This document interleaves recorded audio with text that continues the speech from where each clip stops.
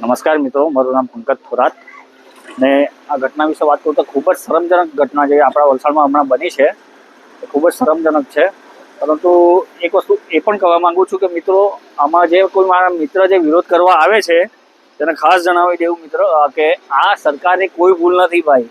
આ કોન્ટ્રાક્ટરની ભૂલ છે કે જેને કયું મટીરિયલ યુઝ કર્યું છે કે આવું ખરાબ ઇન્સિડન્ટ થયું છે. તો હું પોતે સરકારને અપીલ કરીશ કે ભાઈ આવા કોન્ટ્રાક્ટરને બ્લેકલિસ્ટ કરો, કે આના વલસાડમાં જે કોઈ પણ બીજા કોઈ પણ કામ ચાલતા હોય તો તેને પણ અટકાવો. ને હું સરકારની એટલી પ્રશંસા કરવા માંગુ છું કે તેમણે તુરંત જ આપણા વહીવટી તંત્રને કામે લગાડ્યા છે. તમે જોઈ શકો છો, આપણા પોલીસ મિત્રો સ્ટેન્ડ બાય છે, મશીનરી આવી ગઈ છે, એમ્બ્યુલન્સ આવી ગઈ છે. ને આ ઘટનામાં જે કોઈ જાનહાની મતલબમાં જે લોકોને ખબર ઇજાગ્રસ્ત થયા હતા તેમને તાત્કાલિક ધોરણે હોસ્પિટલે પહોંચાડવામાં આવ્યા છે.